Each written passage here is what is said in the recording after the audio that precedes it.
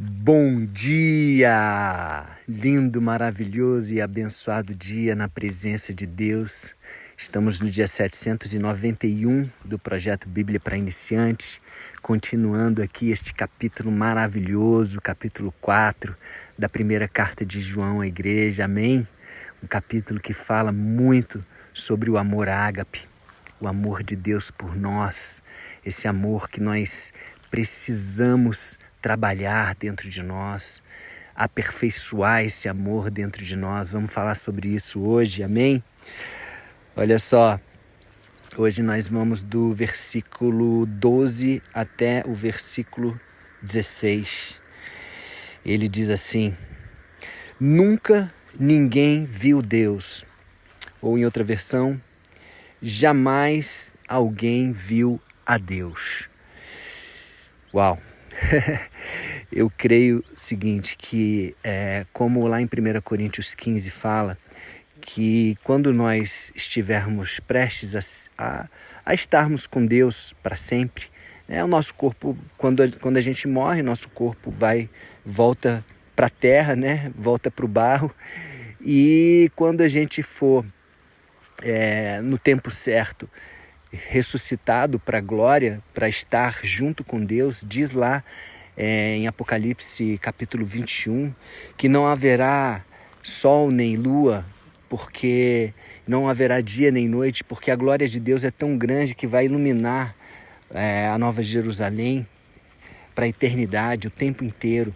A glória de Deus é tão grande que se alguém olhar para essa glória, ou olhar a Deus face a face, ou olhar diretamente para o rosto dele, porque diz lá no Antigo Testamento que Moisés falava face a face, mas eu acho que esse face a face era Deus olhando para Moisés, mas Moisés não poderia, porque aqui diz, jamais alguém viu a Deus, assim, nitidamente. Eu vejo que é como o sol do meio-dia. Se você tentar olhar para ele, seu olho não aguenta, se não tiver nuvem nenhuma na frente, você não aguenta.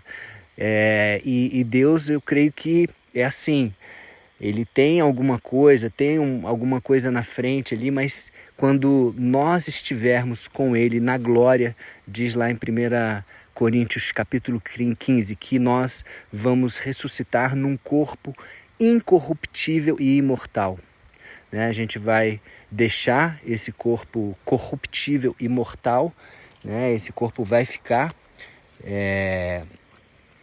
na terra, e nós vamos estar com este corpo incorruptível e imortal. E aí sim a gente vai poder ter acesso a esse Deus, de olhar de verdade, olhar nos olhos dele, olhar nos olhos de Jesus. Uau, vai ser maravilhoso. Só trazendo aqui uma breve explicação, interpretação minha, pessoal, sobre essa questão, sobre essa frase. Ninguém jamais viu a Deus. Continuando aqui, se nos amamos uns aos outros, Deus vive unido conosco e o seu amor enche completamente o nosso coração. Olha só, o seu amor enche completamente o nosso coração. Você quer meia porção ou você quer a porção completa? Eu quero porção completa. Em outra versão fala que o amor de Deus é aperfeiçoado em nós. Eu gosto dessa outra versão, aperfeiçoado. Nós precisamos treinar esse amor para que ele se aperfeiçoe, assim como a fé. Nós precisamos colocar nossa fé em obras, em atitudes, em ações, para que essa fé também seja aperfeiçoada. Assim como o amor, a fé e a esperança estão com a gente, lá em 1 Coríntios 13 diz... hoje, porém, restam a fé, a esperança e o amor. Esses três, porém, o maior destes é o amor. O amor tem que ser a nossa busca diária. Primeiro, o amor a Deus, buscar amá-lo, respeitá-lo, honrá-lo, conhecê-lo cada vez mais. Mas se a gente fizer só isso, também não adianta. A gente tem que expressar todo esse amor a Deus e todo esse amor que Deus tem por nós para o nosso próximo, em relação ao nosso próximo. E isso sim, aí sim, nós estaremos aperfeiçoando o amor de Deus dentro de nós, e o seu amor vai encher completamente o nosso coração. Uau, é maravilhoso, gente, a ponto da gente olhar para uma pessoa que está nos fazendo mal e amar essa pessoa. Isso é possível? É possível. Vai lá em Atos, na história de Estevão. Estevão estava sendo apedrejado e ele olhou para cima, para o alto, viu Jesus à direita do Deus Pai, a glória dele, e falou para Deus: Pai, não lhes impute este pecado. Olha que amor. Como que você vai conseguir fazer isso se você não tiver com o coração cheio de amor? Até por aquelas pessoas que estavam apedrejando, porque ele falou, ele sabia o destino dele, ele sabia que estava indo para a glória, estava indo para perto do Pai, para perto de Jesus, mas ele tinha a misericórdia daquelas pessoas que estavam ali se condenando ao fogo, ao lago de fogo e enxofre eterno, por causa daquela atitude, né? E pedindo que perdoasse, assim como Paulo. Paulo também foi um cara que perseguiu, que apedrejou, né? Esteve até nessa hora aí de Estevão, e logo depois Paulo se converteu e foi um grande instrumento de Deus, né? Então até aquelas pessoas que estavam apedrejando também podem acessar a graça, a misericórdia e o amor de Deus. Às vezes elas estão fazendo aquilo por uma religiosidade, não entendem, né? Mas quando o amor de Deus alcança essas pessoas, né? Como alcançou aquele ladrão que estava na cruz ao lado de Jesus, eu creio que alcançou aquele centurião que quando viu Jesus expirar, né? Morrer ali na frente, ele ficou ali impressionado e falou: esse homem realmente não tinha nenhum pecado.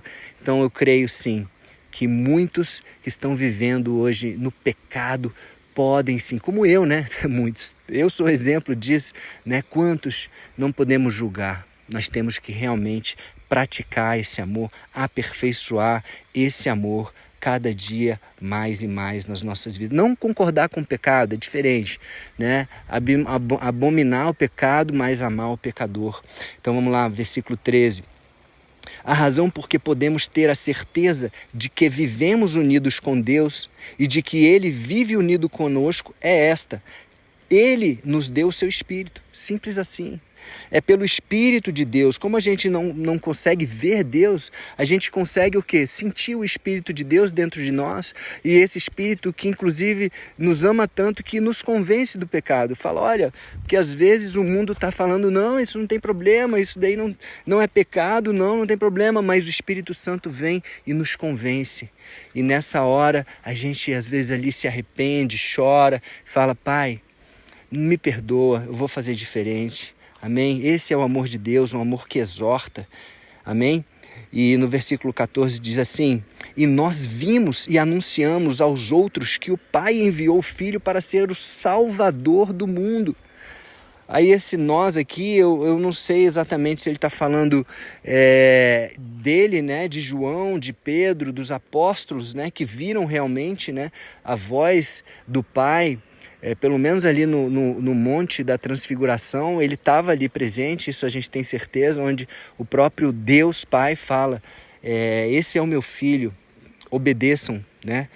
Façam o que ele fala.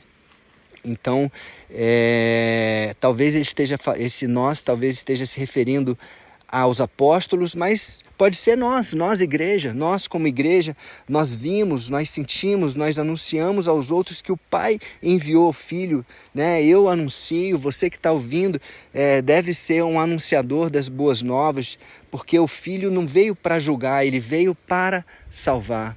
Lógico que ele vai voltar, e vai voltar no dia do juízo, ele vai voltar para julgar, e um julgamento perfeito, né? Porque ele sabe de todas as coisas, mas quando ele veio para salvar. Então ainda temos chance, enquanto estamos vivos, enquanto existe alguém vivo, você pode levar, você pode anunciar essa boa nova.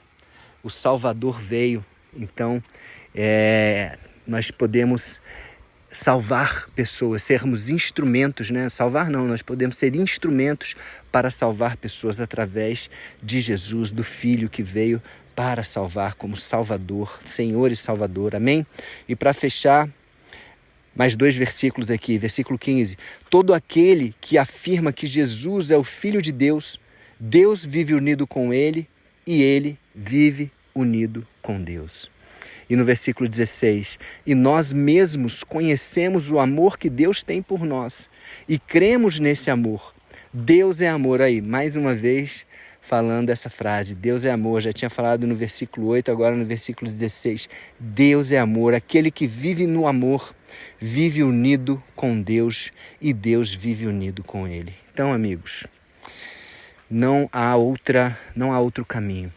O caminho sobremodo excelente é o amor.